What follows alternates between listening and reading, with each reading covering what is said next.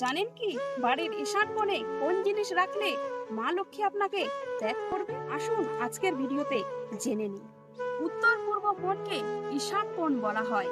আর এই উত্তর পূর্ব কোণ অর্থাৎ ঈশান কোণে আপনি রান্নাঘর যদি করেন তাহলে মা লক্ষ্মী অত্যন্ত সন্তুষ্ট হয়, এমনকি ধনে জনে পরিপূর্ণ হয় সংসার। তাই আপনারা ঈশান কোণে রান্নাঘর কিংবা ঠাকুর ঘর দেবতাদের স্থান করবেন, তাহলে সংসারে শুভ ফল পাবেন।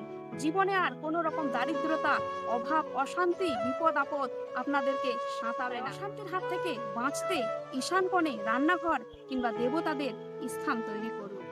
এবার বলি ঈশান কোণে কোন কোন জিনিস রাখা উচিত না আর কোন কোন জিনিস করা উচিত না।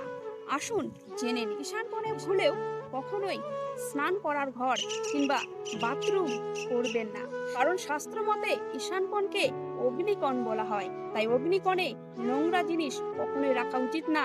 তাই স্নান করার ঘর কিংবা বাথরুম ঈশান কোণে ভুলেও করবেন না, না হলে সংসার ছারখার হয়ে যাবে। ঈশান কোণে অপ্রয়োজনীয় জিনিস, জুতো, ঝাঁটা, এইসব জিনিস কিংবা বিভিন্ন নোংরা জিনিস, বাড়ির আবর্জনা ঈশান কোণে রাখবেন না। এমনকি ঈশান কোণে ঝাড়ু দিয়ে যেসব নোংরা বেরোয় সেই নোংরাগুলো কখনোই ঈশান কোণে ফেলবেন না, না হলে কিন্তু মা লক্ষ্মী আপনার সংসারকে ত্যাগ করবে, আপনার গৃহকে ত্যাগ করবে। আর তখন মা লক্ষ্মী যে সংসারে থাকে না, সেই সংসারে শুধু অশান্তি থাকে, দারিদ্রতা, দুঃখ কষ্ট থাকে। পয়সা ইনকাম যতই করুন, আপনাদের সংসারে রোগ ব্যাধির কারণে, বিভিন্ন অশান্তির কারণে সেই টাকা পয়সাগুলো খরচ হয়ে যাবে। এবার বলি এই চৈত্র মাসে কোন কোন জিনিস শুরু করা উচিত না নতুন করে। অনেকে নতুন করে বাড়ি শুরু করে, না ভুলেও চৈত্র মাসে নতুন বাড়ি শুরু করবেন না, না হলে কিন্তু সেই বাড়িতে কখনোই সুখ শান্তি পাবেন না, এমনকি একটার পর একটা বিপদ ঘটতেই থাকবে। সেই বাড়ি করে আপনারা শান্তি করে বসবাস করতে পারবেন না।